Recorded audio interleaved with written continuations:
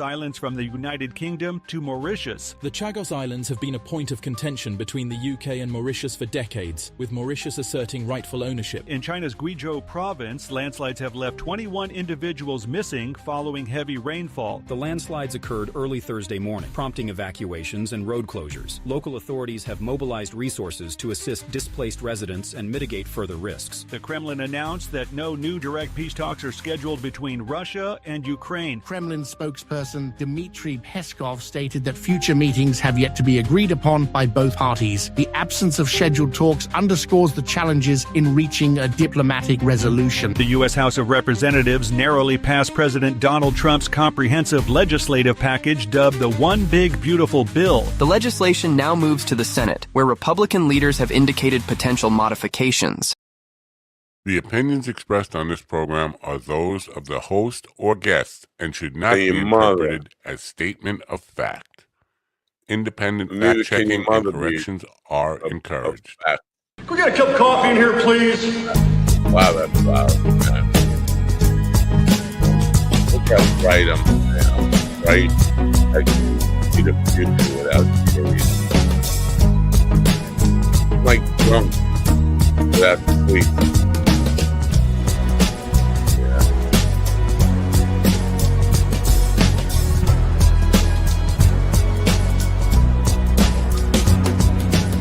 Damn good coffee and hot. Yeah. My dog is your mind's best friend. I don't know about that.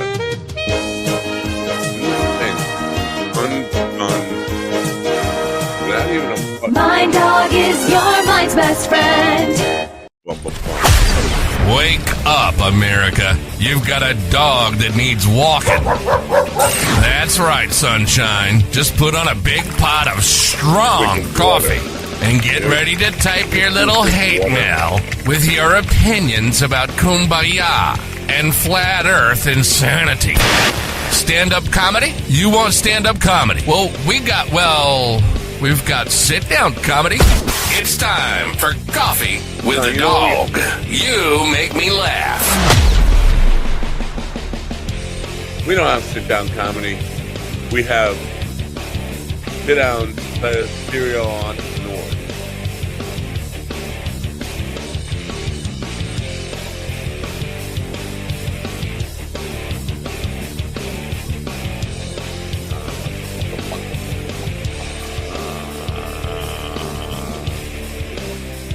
Mama talking to me, try to tell me how to live. I can't listen to it because my head is like a sieve. Good morning, you shit stains. Wake up, America. You've got a dog that needs walking. See, you push the button, and I can't even blame it on Shit Stain Steven this time. Must have been Shit Stain me. Good morning, shit stains. It's Memorial Day weekend and it feels like winter, and I'm not happy about that. It's Friday, May 23rd, 2025, I think. Yes. See, here's the problem. My wife, who I love dearly and did not meet through some dopey app from a serial entrepreneur, online or whatever. I have not been to sleep since 1967. And then at 3:59 this morning, I finally crossed the line. I crossed over that magical line called sleep. And I took one snore, and my wife nuzzled me, said, "Do you have any place to go today?" I'm like, huh? Sleep. I have to go to sleep.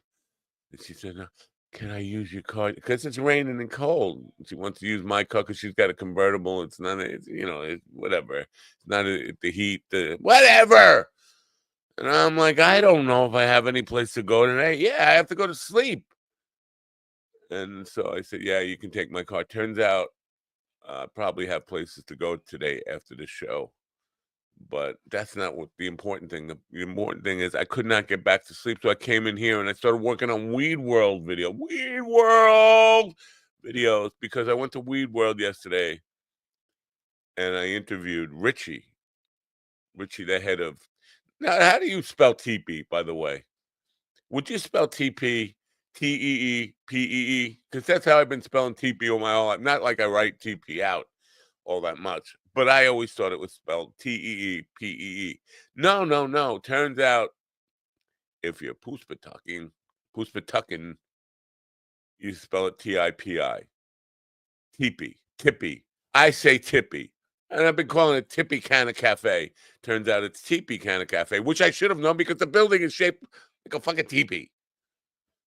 That's besides the point. What is the point? Oh, yeah. So I have places to go today and no car. Well, I have a convertible I could use if I want to use it, but I don't fit in it because I'm too fucking tall and fat. Anyway, Shit Stain Steven isn't here to blame for the button pushing. We have a serial entrepreneur who is going to tell us about his app for finding love on the internet. Meanwhile, the GOP is taking away, or wants to take away, your right to beat off on the internet, or they want to ban porn, which this program technically qualifies as porn. So we will be banned by the GOP. Who didn't see that coming? And when I say coming, I mean beating off on the internet. Anyway, I'm sleepy.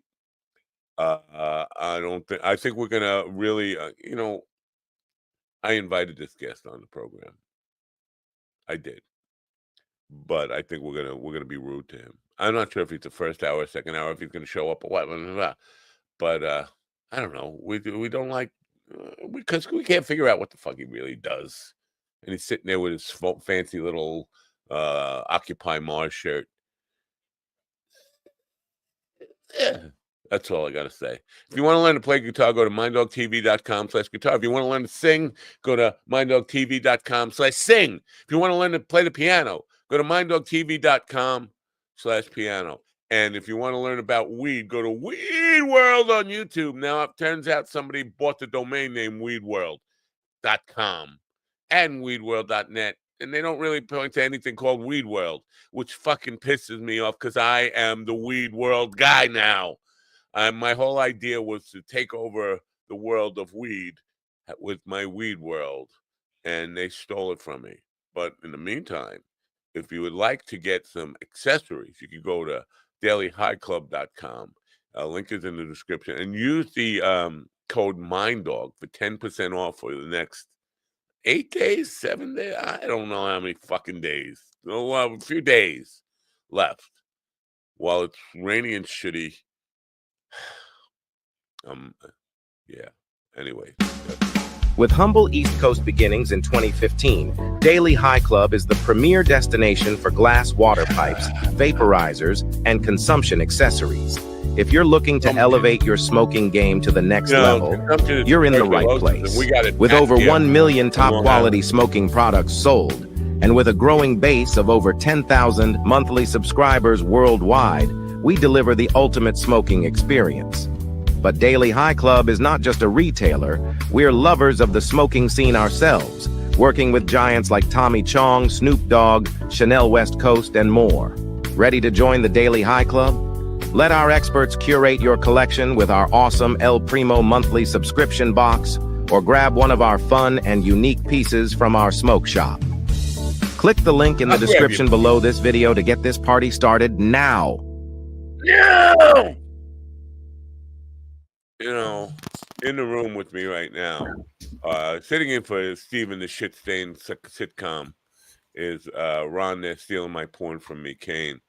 And also with me is G.D. Fenderson, the immaculate, intelligent Negro from Maryland. Thank you. Good morning, America. MindDogTV.com. How many geniuses does it take to change a light bulb? 0. They don't change the light bulb. They're bright enough already. MindDogTV.com.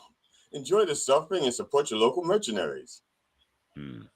Bro. Bro. Oh, by the way, there is a goodbrew.com/minddog. Yeah, goodbrew.com/minddog. I don't know what that gets us, but it gets us something. It gets us good brew. So I'm drunk. I'm sleep drunk. I'm. What do they call that? The hallucinations you have when you haven't slept. DTS. I got the DTS. I'm seeing things, and I'm not seeing porn on the internet. Have you ever? Morning, Ron. Good morning. Hey, have you ever seen the movie The Machinist, Matt? Probably have, but don't remember because I'm delirious from no sleep. Is that the guy? Is that the one with the guy with the Renee guy? No, this one has Christian Bale in it, and he plays the machinist who's suffering from insomnia, and it's a really fucking weird movie. And he lost all sorts of weight for it's creepy. You should check it out. Yeah, I think I am living it. And the Bare Naked Lady song, "Who Needs Sleep?" No, you're never gonna get it. Who needs sleep? Tell me what that's for. Who needs sleep? No, you're never gonna get it. This guy's been awake since the Second World War. I thought that was a in Vogue song. You're never going to get it. Never going to get it. Well, it's kind of. It's a rip off of that.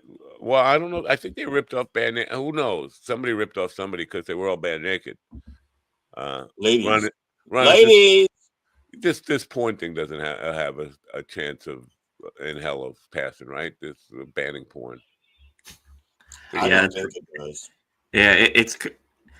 I heard you say yesterday. That's how, and I agree with you there. Like, especially with what is porn? Then this is porn. Is the Joe Rogan show porn? I think it is. Yeah, it's midget porn, which is even the worst kind of porn because it's abusive. Well, not abuse of midgets; it's abuse by midgets. Speaking of porn, well, not porn, but speaking of kinks and lube and such things. Somewhere in the Diddy trial, Donald Trump was implicated yesterday. I have not watched the full thing. Or I just caught the headline of it, but it said Trump is implicated in the Diddy trial. No, you're not going to hear mainstream news carry that, are you? They're not going to tell you. No, didn't Diddy get the key to the city from Mayor Adams? I don't know. Did he? Did he? It's possible. To what city now? That's the question. Well, I'd assumed it was New York since he was the mayor of New York, but he could have said, "We don't want you, New York. Here's the key to Trenton." Yeah. Yes. Yeah. Apparently, the Trump Hotel was Diddy's favorite. Yeah. Sex trafficking trial told you. Yep. Diddy bought his thousands of containers of lube with him every time he went to Trump Tower. Because why not? You're going to get some action when you go to Trump Tower. Well, you're also going to need the lube because nothing drives a woman up more than Donald Trump. So you're going to need that extra lube. Right. So also in the news, this breaking news, if you want to call it that, I will. The Louis C.K. thing has been given to another painter. This was going to be my big break. I was going to get to meet Louis C.K. I was going to watch him jerk off and then get a big payday out of it. And now all I'm doing is going to do a luau play with Tony Walker. So the guy that's doing it, does he need this? The person that's doing it, do they need an assistant? It's the girl, which is really interesting because does she need an assistant or a bodyguard? I don't know about that. You know what? I was going to say to you, if you're interested, I'm certain that if you can paint at all, you can get hired by Paint the Town and get in on this gig in places that are closer to you, where you don't have to drive all the way to New York if you want these gigs. I can. Well, no, I'd have to rehone my skills. I haven't used them in a very long time. Yeah, I didn't before. It had been probably 6 or 7, maybe even longer before I painted anything when I signed up with Paint the Town. I don't know what made me do it, but if you can paint it all, if you can paint a jellyfish for, I don't know. My paintings would be terrible. Only because of the subject matter. Like every paint would be of a cock and cheese and Jello. That's about the only thing I could really paint is just dicks. I'm wondering if this girl knows what you would be the Georgia O'Keeffe of penises. This girl who agreed to do the Louis C.K. thing, I wonder if she knows what she's getting herself into. Like, is she going to jerk off? She probably doesn't even. If people who don't know comedy don't know.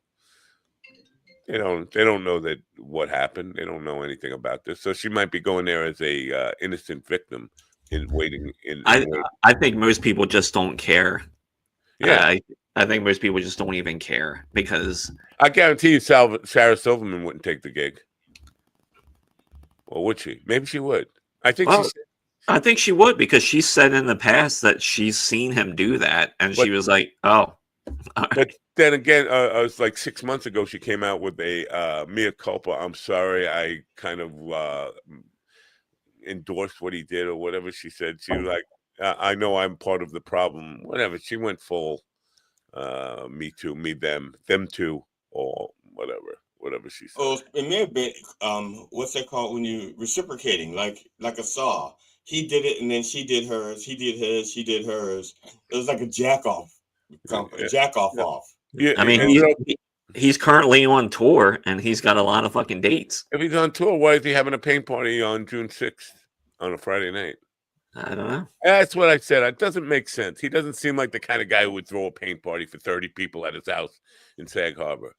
It's just maybe somebody's like fucking with him. Like they've made these arrangements for a paint party at his house just to fuck with him. Like maybe another comedian. He's not married still, right? I don't think he is. No. So yeah, who the hell's going to be throwing paint parties at his house in his absence? None of it makes sense. But I don't care. I'm out. I'm doing a luau thing with Tony Walker. You're better off. You'll be surrounded by friends or friend-like creatures. I probably shouldn't talk about this since we're on Gov's Network, but yeah, yes, I got to at least mention it. Yesterday on Facebook, I saw a post by Governor's Comedy Club that says they are bringing comedy to the Hamptons this summer. And I was like, well, that's interesting. Did they make a deal with Abby to flake Russell? I'm sorry, Abby. I love you. I take that flake back. Flake. Because, you know. You do so much to help us with her. This is whatever. So I asked Tony, did they make a deal with Abby for with Sticks and Stones for the summer? He said, what are you talking about? And then I pointed him to the thing. He did some research and came back and said, no, it's not that. It's something else. That's all I know. Something else. Oh, well, something else. Okay, cool. But we know Govs the good part of this is Govs is going to be in the Hamptons doing comedy. You guys could get in on that. I mean, the Hamptons is a drive and a half for you. It's not just a drive. It's a drive and a half. I think it's 6 hours for me, but I'm not certain. Well, so a drive would be 4 hours then, and then the half would be another 2 hours. Speaking of drive and a half, since Eric drove all the way here to be into the green room, I think we should bring him in. Yeah, not just yet. Hold on. Well, it's past time. Yeah, all right, I'll bring him in. Fine. He drove all the way here. You might as well. It's a drive and a half. You might as well let him in. I don't know if you know this about Eric McHugh. He's a serial entrepreneur. Yes, I wanted to ask him about what breakfast treats he made recently. It's not that. It's like a Rex Uerman, but not killing people, starting businesses instead. Like you have a choice. You could either kill people or you could start a business. What are you going to do? He chooses start a business. What if you start a business of killing people? I don't know. Like an accountant. That used to be my family business. At least some people in my family. Ron, I finally watched the entire movie. You asked me to bring Eric in, and now you start. Because that window passed. It's too late. Now he has to wait for the next loop. No. That exit passed, and we're driving. No, you can't ask Ron. You should have taken the exit. We kept driving. Now we got to take the next exit. A serial entrepreneur and a visionary technologist with a mission, not to occupy Mars, but to build tools that make the world better. From his time at Snap to founding startups around the globe, which means he's not a flat earther. That's a good thing. Eric's path is driven by curiosity, impact. Curiosity is the rover on Mars, by the way. Impact and innovation. With an IQ north of 140, and that doesn't say higher than 140. It says north of 140, which means it's probably up on the North Shore. He's not just or if you're at the South Pole, if your IQ is at the South Pole, any direction you leave is north. Yes. Right. Not just building the future, he's also focused on the present, exploring the balance between physicality and spirituality as a core part of the journey. But he's here to talk about an app for meeting women online and getting laid. Not getting laid, just true love and connectivity. Let's say hello to Eric McHugh. Good morning, Eric. Now, don't you feel stupid? And now, after this, you feel like your IQ is probably about more like 70, right? Yeah, 70, 140, 20. Yeah. It's not that it actually matters. He's a pretty stupid metric anyways. All right. Tell us about what a serial entrepreneur does. I mean, you sit around all day just thinking, I got to start another business. I'm addicted to starting businesses. I can't live without starting another business. No, it's actually not like that at all. So what you do as a serial entrepreneur is you go to the grocery store every single morning, and then you try a different type of cereal. And then if you find a cereal you like, you're like, this cereal is good, you share it with your friends, and then you see what you like, and you just constantly optimize back and forth. Huh. Yeah. See, I would have thought, I had it all wrong. I was closer. You're dead on. The thing is, a lot of times the simplest explanation is often right, and the name is there. It says cereal, so It's about cereal, not oatmeal. I don't count oatmeal as cereal. Hot cereal, nah. Cold milk and cold cereal. So I called Abby from Sticks and Stones a flake this morning. Maybe she's a cornflake. You never know. Yeah. I mean, words are powerful. That's possible. So Eric, I have some bones to pick with you. It starts with you wearing an Occupy Mars shirt, but it says you're on a mission to make the world better. Are you giving up on the world already? That's a good question. I hate to say it when you make. Actually, that was a very good question. Give yourself a little. Put a nickel in your jar. Yeah. So to be straight up with you, I'm a dude. I have 2 presentable photos, and it just so happened I was wearing an Occupy Mars shirt in one, so that's why I use it for everything. But why that one? I mean, because I know quite a few people whose IQs are north of 40, and they're not at all infatuated with Elon Musk, and wouldn't wear his shirt if they were freezing cold and that was the only thing to keep them warm, because the man's a menace to society. I was just curious. I mean, I'm just saying, because you want to make the world a better place, but you're advertising a cereal. Well, I'll let Eric answer that, but we don't know that shirt is definitely connected to Musk, do we? We don't know that. Occupy Mars? It was a shirt that made it. No, it's definitely a Musk themed shirt that made it popular. But I kind of get that idea, because Musk is thinking that, and this is a ridiculous idea, that the Earth is going to be unusable someday. So we might go. By the time the Earth is unusable, we go to Mars. Mars is going to be just as unusable. It's going to be subject to the same sun that's expanding or whatever and blowing up.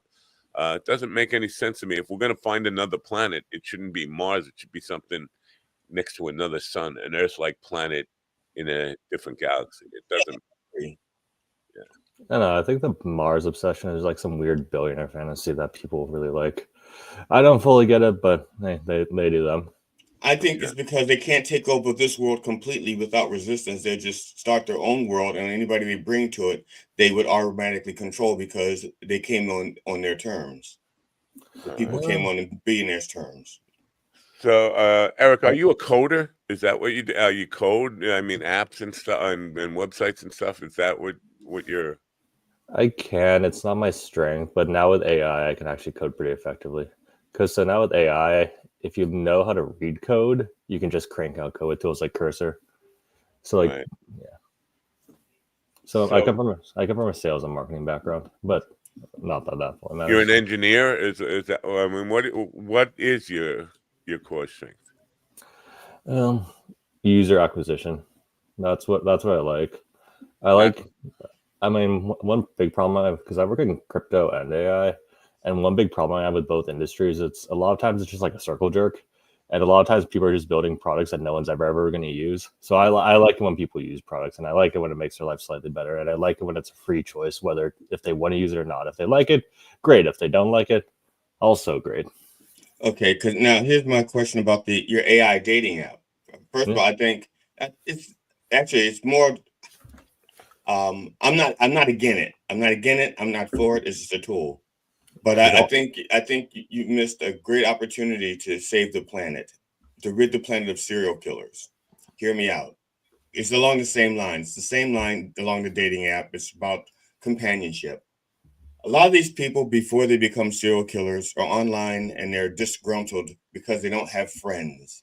And so what our app would do is we would become virtual friends for these people. And when they start tweeting things about wanting to get rid of a certain race or a certain gender, stuff that's antisocial, our AI friends would like bat them in a good direction, just nudge them, say that's not a good thought, dude. Hey, and they would get this positive reinforcement from their virtual friends, and they would go like, "You're right. I don't want to lose my virtual friends. What am I thinking about Black people and women or Asians and dwarfs and stuff? That's hatred." And we just nudge them all and give them companionship, and eventually they'll have like a million followers. And then they won't feel so lonely. They won't feel the need to get attention by killing people. And that's what AI should be doing. AI should become all of these virtual friends for all of these killers to keep them calm and happy and socialized. That's what we should be doing with AI if we're going to be doing anything with it. And porn. You got to end porn also. Well, the question I have is, can I use your app to find another token Black guy to be a co-host to hide my overt racism? Yeah, very soon. No, I agree with you. I think a bunch of people are making AI bots just to sell a bunch of useless stuff. But I think, and part of the big problem we have right now is with echo chambers, meaning like, let's use a serial killer example. Although you never know, a serial killer may just some guy who loves serial, like a serial entrepreneur. But let's talk about the sense where they're actually killing people. Like a big problem for that is that echo chamber effect where they're like, blah, blah, blah. They say something bad and then they're in this echo chamber of just straight up negativity where then they just got more positive information. They do it. They talk about doing it. Then they start thinking about it. And if thinking about it for long enough, that eventually manifests into physical reality. And then they kill it and they do the thing and it's bad. Whereas I think a lot of people are trying to use AI to take over narratives, meaning like it's common in crypto where you have bots like saying, hey, this token's cool, or it's common in AI. It's like, hey, this project's cool, where you can use that in a more positive way, where you see people doing negative comments and you can't be like, don't do that. Because if you start tell someone not to do it, they'll want to do it more. But if you can slightly nudge them and start redirecting them slowly, and then they can come up to the conclusion themselves, I actually think that's a really cool use case for AI. And that's and if there's going to be, there's already tons of bots on the internet. Like, I don't know if you heard about the dead internet theory, where most of the content on the internet is actually dead and fake anyways. If there's already tons of bots on the internet, I think that's pretty cool. And it's going to be really relatively easier to do sooner. There's already a bunch of products and services where you can whip up. There's always been products and services where you can like whip up like Twitter bots. But the problem with that is there's clearly bots. And when the bot talks, you're just like, fuck off. But with AI, they get more and more realistic. So that's a cool thing. And I guess it's a cool thing. It's a scary thing because you don't know. Well, you just. But see, that's it. If they're a little bit narcissistic or psychopathic or whatever it is, whatever traits it takes to become a violent serial killer, whatever traits it takes, that's the AI. So much about serial killing this morning. They're already, for example, guys are already willing to accept imaginary girlfriends. Okay, even whether they call it their hand or leather or a latex doll or a robot, or the AI girlfriends, like Steven has an AI girlfriend. So the AI friends is just like one more thing that for their imagination, because the brain doesn't know the difference between real and unreal anyway. Brain can't tell. Well, that's a good point, because to the brain it's real. Like if I think an experience, like if I think of a good that's why the power positive thinking is so powerful. If you're always on the negative, your brain actually thinks it's real. And like let's say I'm thinking in the negative, I'm stressed out, my brain is actually releasing different chemicals that are long-term bad for me, whereas if I'm in a positive mindset, I'm carefree, you release different chemicals and it's good for you. And I believe that your thoughts eventually create your reality. So if you're thinking the negative, that's what you're getting, but if you're thinking the positive, that's what you're getting. Right. And that's but isn't that that's what the AI bot should be doing. The AI bot should be nudging them to think positive thoughts. Ron shows up once a year and he wants to talk. Let him talk. I'm sorry, Your Highness. Yeah, thank you. To me, it just sounds more like desperation, though. Yeah, it's not. They don't like it. They're just like it's all they have. Yeah, because if like an AI girlfriend is not anything towards real, because it's like, well, you're just telling me kind of like what I want to hear. So how is that real? And it just seems like if you're saying, oh yeah, it's real, I think when you're reaching that point, especially for a guy, I think you're just clinging to anything at that point. And maybe you should actually put down the AI and go talk to real humans. No, because that's a good point. I think human interaction is a really important thing for overall human happiness.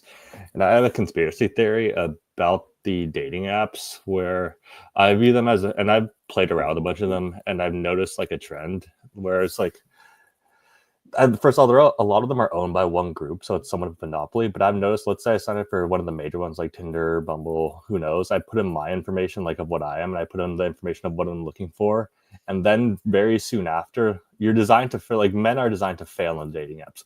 And then very soon after, I start getting specific ads for exactly the type of app I was looking for. So like if I'm Filipino, so I'd be like, I'm looking for a Filipino girlfriend. And then soon after, I would get ads for Filipino dating app. So I have a theory that, and it's unproven, so no one's suing me, but I have a theory that they're populating those profiles with other users' profiles and fake profiles. I joined the Filipino dating app because I'm already desperate. I've already failed there. That's why I'm getting those ads. I've been that part of the algorithm. I joined this. There's no reviews. I get more and more desperate. It sends me to more obscure apps. So after the Filipino app, I was starting like Ukrainian apps, blah, blah, blah. And then it sends you down like a path of misery. And I think the end of the funnel is I think it's like the OnlyFans type of thing where that's where people make their big money. And something that Fenderson, I'm sorry, I'm sure that's not your name, but I'm sorry, like, what's your name? Oh, it's GD. Well, you can call me Lord and Master of the High Art. No, you can call me Lord of the Dark Arts. That's fine. No, it's GD. Lord of the Dark Arts, sir. And I think the point, so when you mention why AI isn't being used for positivity, why it's using to enhance negativity, I think it's the same reason why social media is used to.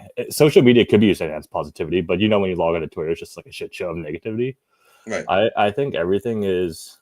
So I view everything energy, frequency, vibration. So I think everything is a scale. So when you're saying I'm happy, you're saying I'm vibrating at a specific frequency. When you're saying you're loving, I'm at a specific frequency. When you're saying I'm hateful, I'm at a specific frequency, and it's just like a radio station. So if I'm loving and happy and all the time, I'm on that vibration.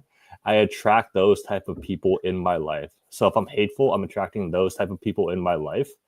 And if you are I think a group of billionaires already took over the world, and I think people are breaking free of that right now, which is why you're seeing so much mayhem and chaos. So if you are already in control of the world, there's a set group of frequencies where it's easier to control the population, and those are the lower ones, like fear, hate, anger, guilt, shame. So if someone's in those specific frequencies, it's easier to control them, which is why social media always pushes that type of frequency, which is why AI bots are so negative. So I think it's a system at the top where people are using social media to keep people in a specific headspace for easier to control. Like think about like whatever you think about COVID, like it was, if you were in control and you wanted to control people, fear was a very good tactic. If you want to control people, getting them angry is a very good tactic. So I think it's all by design. But I have positive on that. I think people are getting. I mean, I think an average person's a good person. I think the average person is just trying to help me and you. Despite, like, if you go out of the world and you talk to 100 people, 95% are good people. Like, hey, what's up, man? Hey, what's up, man? Have a nice day. You have a nice day too. But if I think that's a perception of resources, because I think if the person is the resource that person is interested at that moment is not in short supply, then they are willing to be friendly with other people. But if the resource that they're looking for at that particular moment, or the resource that they need at that particular moment is in short supply, then they'll be more like crabs in a basket. So like the four of us, we're just talking and we're not interested in dating, let's just say. But let's say the four of us are talking and we were all interested in dating, and a woman pops onto the screen, another guest, then all of a sudden we might start jockeying for position, even though none of us would have a shot. On the terms of the four of us are talking. You and Eric are talking. I'm having DTs and Ron is looking at porn sites. Okay. But now, Eric, you had mentioned the thing about the vibrations and attraction, because my theory is that people are on a journey of self-awareness. But because it is self-awareness, a lot of us cannot look inward directly and see those things. So we surround ourselves with a reflection of what it is we need to see.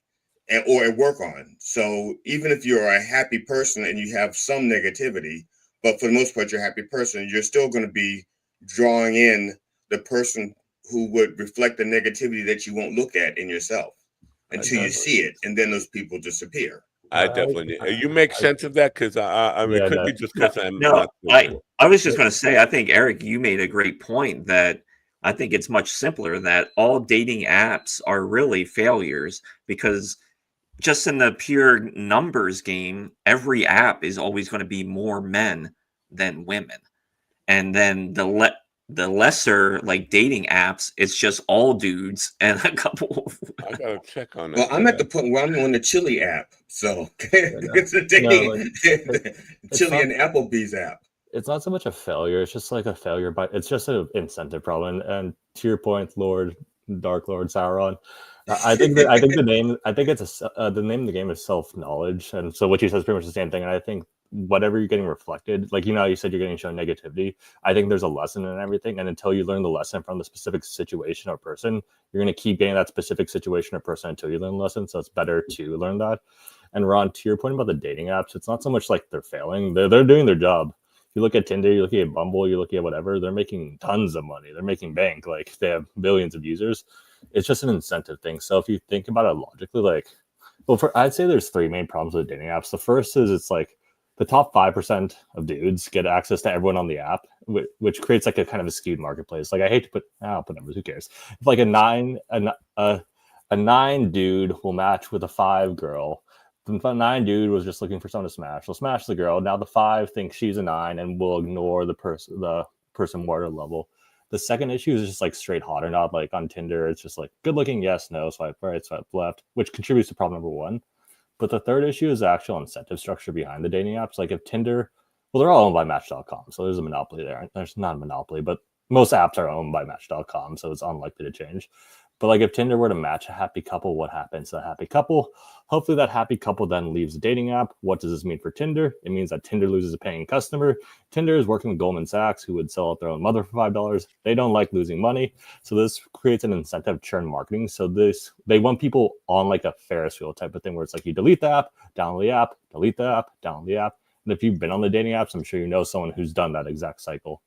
But if two people meet on a dating app and they're successful, it would be to the dating app's advantage if they use those 2 people as an example to attract other losers who won't be as successful as them. It's like Vegas showing a big winner, or the Powerball showing a big winner, and they're just like, this person hit the jackpot, and other people going like, whoa, I'm gonna play Powerball too, knowing that the chances of winning Powerball is like 1 in 4, really low chances. And so, but that's how Powerball works. They suck you in by thinking you have that 1 in 4 chance of winning a Powerball ticket. It would be the same thing with the dating app. They will, even though their design is based on failure. When there is the occasion of success, they could use that success to propagate more failure. Yeah, no, that could be one way to look at that. But they could also just completely make up the case studies and just with numbers and spin everything to their thing. So like, hey, I paid 2 Hollywood actors. You met on my app, you match. Great, congratulations. All right, you guys are already dating. Here's $50. Download Tinder and match on Tinder and talk about it. Or they can just straight up lie. You never know. Remember that I Like Pina Colada song? That was about the old-fashioned dating app, which was the newspaper, the personal ads. And it was about a guy who actually met his girlfriend. His girlfriend was cheating on him with the same personal ad type of dating system. Does that happen often on like dating apps, you think, where people are I found my wife is on there. I went to meet her anonymously in a bar, and it turned out to be my wife or my girlfriend, that kind of thing. Does that happen in the dating app? It's probably not common, but by sheer volume, I'm sure it does happen. Yeah. How is your dating app different from? Well, I don't know. Tinder isn't Tinder like the cheating app? Is that what that was? Or I think that's Ashley. I think you think of Ashley. Ashley Madison. That's right. Ashley Madison's the seeking one, so that's like the sugar baby one. Tinder. So what is Tinder? It's like Tinder's known as the hookup one. A hookup. Well, that's the same thing as cheating. Yeah, not straight cheating, but it's more of just like a hookup one.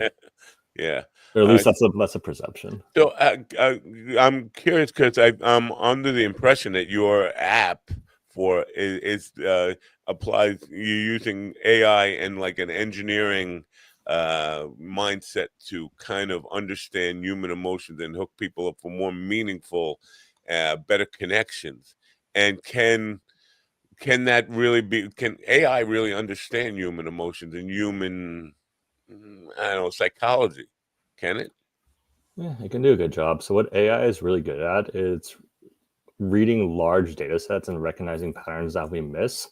So then the point of dating is I say it's to put users in the position to succeed, to get them on that real date. Because if they're not meeting a real person, unless they want to keep it on, that's kind of pointless and a waste of time. So what dating does, and I'll leave it back to the serial bot thing that Lord Mega Salad of Darth Vader mentioned earlier, so what dating does is it auto-generates dating profiles based on the user's digital footprint and how they chat with Cupid. So like you would join the app, you'd like connect Pinterest, you connect photos, you connect YouTube, you do whatever you need to do. It would generate a bunch of tags for you on the back end and give you a correlation based on your digital footprint. So like Eric likes to run, he's a 0.8. He likes to read, he's a 0.6. He's in a meditation, it's 0.4. And then it generates matches based on those tagging systems. And then after the match is made, which makes Cupid different, is after the match is made, it can stay on and act like a relationship brother. So I could fall in love, get married, like I meet on the app. It's like, okay, you both follow this one artist on Apple Music. Did you know that there's a concert coming up for this one artist on Apple Music? It's in this month. Would you like, that would be a good date suggestion for Jane. We go on that date because it's a good suggestion, because it's putting us in the position to succeed. So we already have stuff in common. We go on that date, we fall in love, we get married, then Cupid can act as a relationship butler. So we're okay. You guys haven't been on a date in 3 months. Where would you recommend we go? Well, the place you had your second date has half-off ice cream, or she just added this thing on Pinterest. Might be a good gift. And the cool thing is it can help with friends too, because like you mentioned, like a big problem is loneliness. Like most guys a lot of people are just behind a screen. So like I could be like, find me 5 guys in my local area who are into Muay Thai meditation, and it can help me find those. Now, so, but if you go to 5 guys, chances are you're just hungry and you just want a burger, which is $10. So that it's like $2 a guy. I mean, so. Yeah, or if, yeah, I was gonna say if I go to 5 guys, maybe I just have a hole in my want to burn in my wallet. But yeah. Are you married or in a relationship? I'm single, but I'm dating. Now, did you meet this person physically? The person you dated? I'm a big proponent. I think everyone should do what they feel like. I like meeting people physically in person. That's just the way I like to do things, because I think you can pick up on their energy quicker and faster that way. And I've had the best luck meeting people physically, but the reality is the rise of online dating is happening because there's no rejection. There's no real rejection. Like any dude can go on, or any dude or girl for that matter can go on swipe 50 times. Who cares? Technically got rejected 50 times, but that doesn't feel like that. Where if you approach a girl in person, obviously that's, again, I guess that's not that hard. You just say hello, but it's like it's perceived as more difficult. So people are trying to get rid of rejection buffers, and they're going online. Might as well give them a better alternative to do so. And if they want to use it, they can. If not, also great. Huh. That's interesting, because I don't remember. I know that at some point in my life, when I was shy and young, there was this fear of rejection. But at this point, I can't even remember what that feels like, because I think from the time, my experience was different. Playing in bands, there was always plenty of fish to choose from. Oh yeah, I'm sure. And so I don't remember ever feeling like. I know I did have that feeling at one point, but I can't remember what it feels like to worry about rejection. Hey, you just go.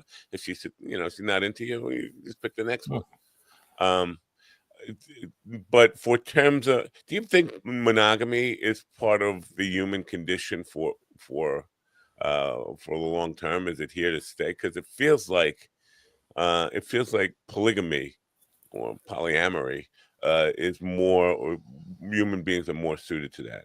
And Ron will tell you, America and the world is bisexual. They just won't admit it. That's what Ron will tell you. If he ever opened his mouth, that's what he would tell you. That's true. Do you think monogamy is here to stay? That's a good question, because monogamy, so that's from a biological standpoint, no, because from a biological standpoint, as a male, my objective is to spread my seed as much as possible, and simply one woman can produce the numbers of 50 to 100 women. So if I can impregnate Anakin pussy. Yeah, so it's generational then. So what you're saying is, as long as the guy's in prime mating years, it's going to be difficult for him to be monogamous. But as soon as his seed dries up, he's going to be looking for someone to spend the rest of his dried up years with. A nurse. Yeah. As someone who has participated in a type of lifestyle like this, it's not for everybody. Yeah. Like a lot of people think they can do it, but most cannot. Especially, I think that's because of like social pressure too. Because a lot of people, or most people, are brought up like, oh, you should just have one partner, blah blah blah, whatever. Then these two people get married, they never talk to each other.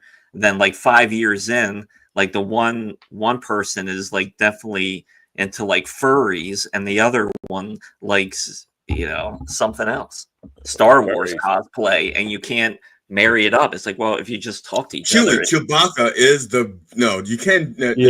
One's like furries, the other one like Star Wars play. Chewbacca, both dress up as Chewies, as Wookiees, or Ewoks. Sorry, Matt. I'm sorry. Well, I mean, in the furry community though, that wouldn't count.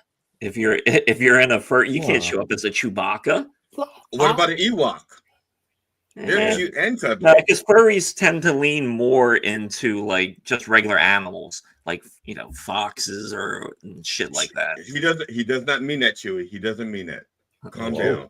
I think if you showed up in a furry party in a Chewbacca outfit, they'd be like, "Get your corporate bullshit out of here! Get the fuck!" I'm just curious if you know. I think we need to put that up as a poll question. Matt, when you make your shorts, ask the furry community: is a Chewie outfit acceptable? Chewie, you know who would be a perfect person to ask about this? Avian. Avian is a DJ, and he does these raves for people. His following is all furries, so he would be the perfect person to ask about this. But Eric, do you know? Because the divorce rate has been going up my entire lifetime. I mean, when I was a kid, because I was born in the 19th century, sometimes the divorce rate was like 1 in 10, and by the time I was 20, 25, it was like almost 50%. Do you know if the divorce rate among people who meet online and get married, is that less or more, or consistent with people who meet in the regular, the old-fashioned way? I don't know the exact number. I would say it's probably slightly more, and I would say the reason and I'm just guessing, the reason it's probably slightly more is like Ron mentioned, the reason for the big divorce rate is A, there's an incentive to get divorced now, like there's more incentive than there ever was. B, women can work, which is obviously a good thing, but like before, like if like 50 years ago, if like they had no option to work, they're kind of stuck in the marriage.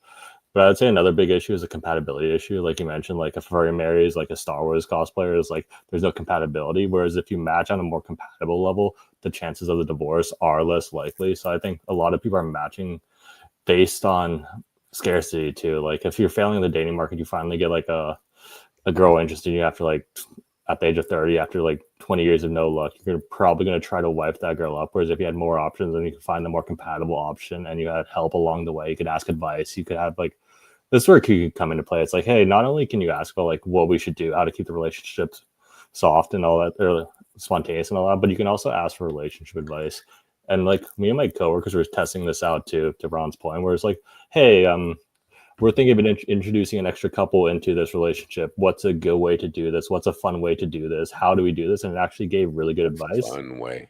Yeah. I think, you make great points, Eric, but I think there's another piece to this too. I think now, especially since it's been a few years since all that like Tinder and stuff is out there, I think people now are conditioned almost to think that there's something better out there. I think we've always with everybody, because like with everything that's available to you, it's easy for someone to think like, oh my God, like I'm in this one relationship when I could be out here banging all these fucking people. And I think that gives like a false narrative to people because everyone thinks, oh, there's something else better out there. And why wouldn't you chase that? No, I also think that statistic is also skewed about the marriage things. I think that, like, for example, there's people who've been married for like 63 years, 73 years, 83 years. And then there's people like Elizabeth Taylor, who was married 9 times, the 4 times to the same guy. Zsa Zsa Gabor, who was married like 6 times.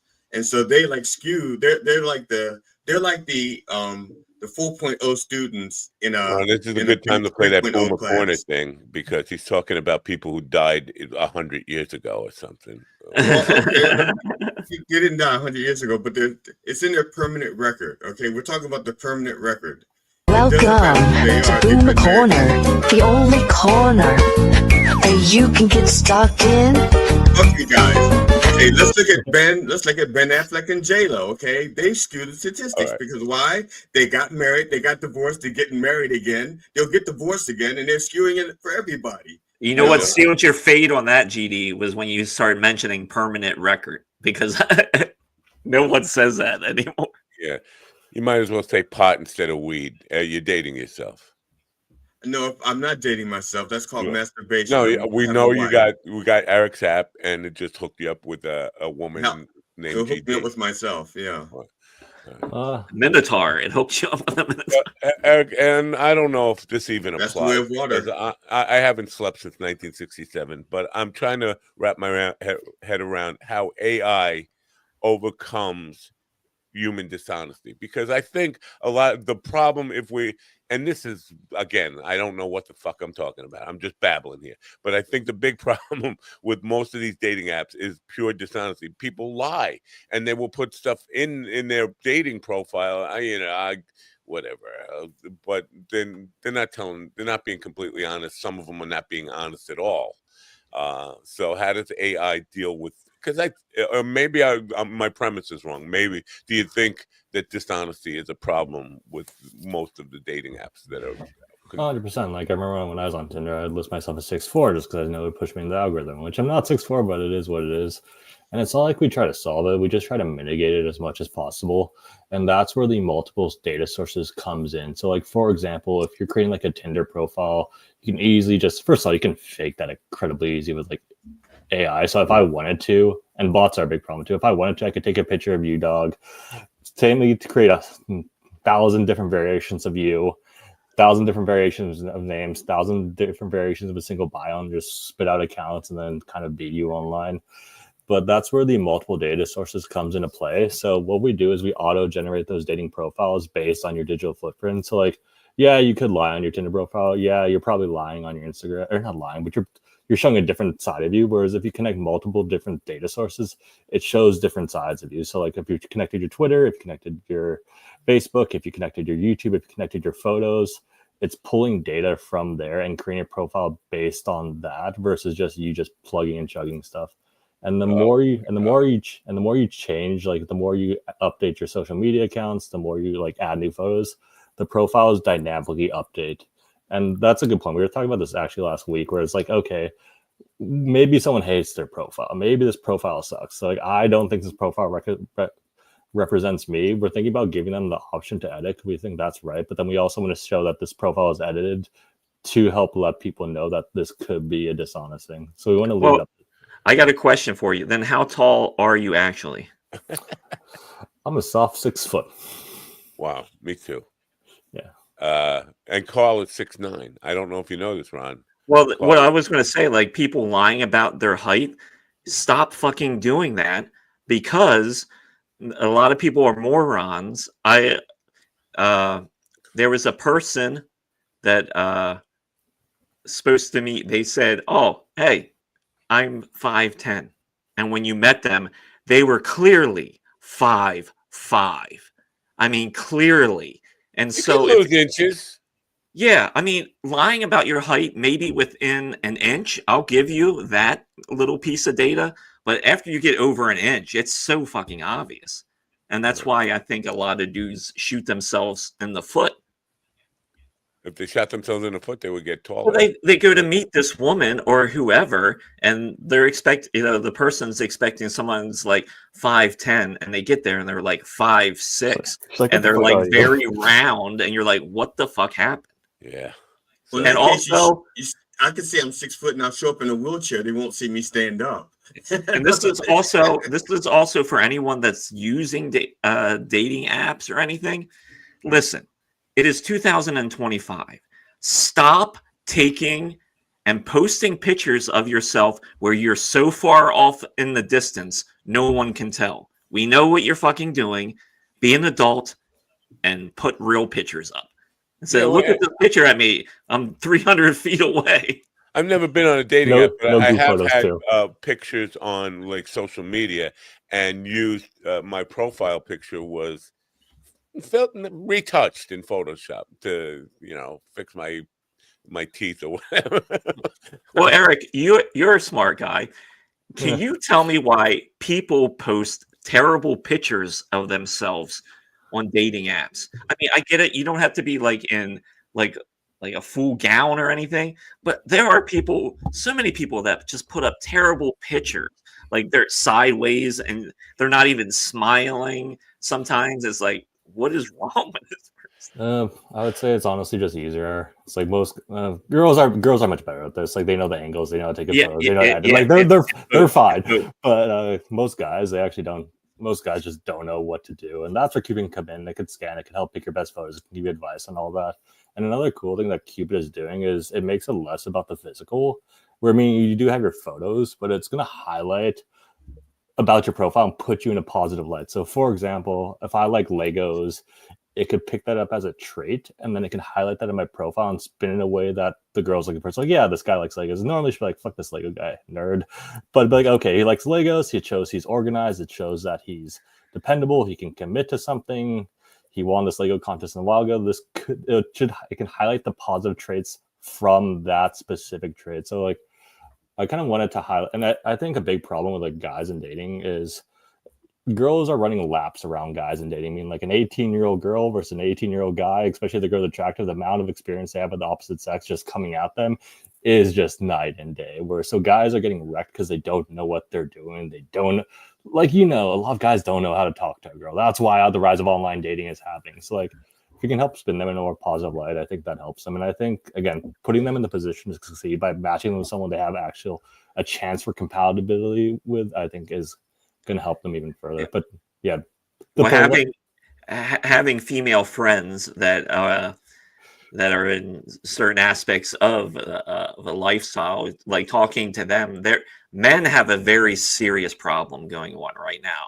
Like a lot of them do not know how to even talk to a woman, or even scared. Either scared, or then when it comes to sex, there's either very terrible or they can't get it up and shit like that. Is like, what are you fucking like? What happened to men? I honestly think porn was a big porn can big contributing factor for that. It's like, imagine like your 30-year-old, like the 40-year-old virgin. That was a funny movie. He's probably loaded himself with so much porn just because he's never got laid. But like like Lord Darth, awesome person, said, like, the brain can't distinguish between an imaginary and an imaginary. It's like a 13-year-old kid is watching porn. He does that till age 20. That doesn't seem like a big deal, but like the brain thinks that he is king of the earth. He's been repopulating everything, so it just lowers that drive. I can't completely agree with that, because I've probably been rubbing it out since I don't know, however all old day I long, was. all day long, and using like, but granted too, like back in the day, like my access to porn is like I'd have to like steal tapes or like DVDs magazines. Or like magazines and things like that, and you were forced to use your imagination as well. Yeah, I remember that. But now you can just get on your phone and it gets more, and like it bombards your brain with dopamine. So like it fries your dopamine receptors. And like the thing with porn is like if you remember when like porn just came out, like you remember like for me personally, like me and my friends, and it's not gay because we're in middle school, but like you'd go on like TV, be like the software stuff, and you're like, this is the most amazing thing in the world. It's like just software. You see like, hey, boobies. But now it's just like after like years of that, you have to keep going down a rabbit hole, and you can just keep going down. I'm never gonna get your name, but Gig Sound, like we were talking about echo chambers of just like negativity and bad content. There's also, I'm sure there's porn like echo chambers where like they didn't mean to go down this, but they just kind of got hit with that. And I'm sure like Google, Twitter, and social media, they're sending people down their algorithmic echo chambers. I am sure the porn websites are doing the same thing with their like suggestive videos and just getting them aware of that. So like do you think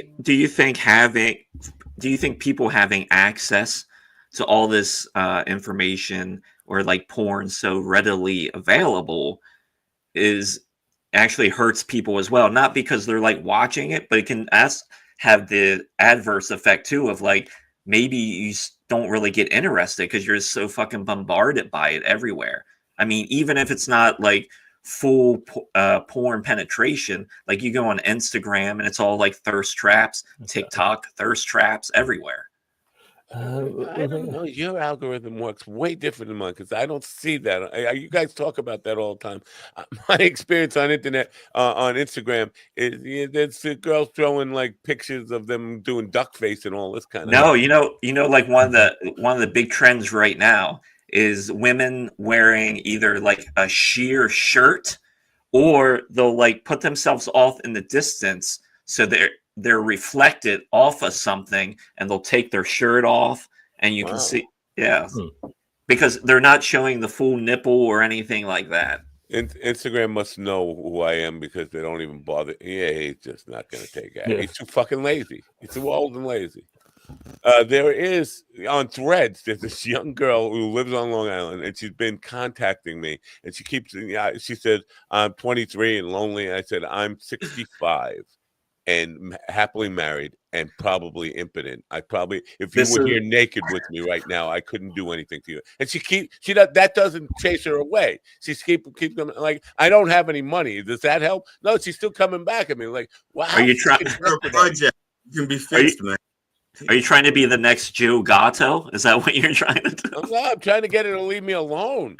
Because he was in his 40s, then he was like, "Oh yeah, I met this 19-year-old and she wanted tickets."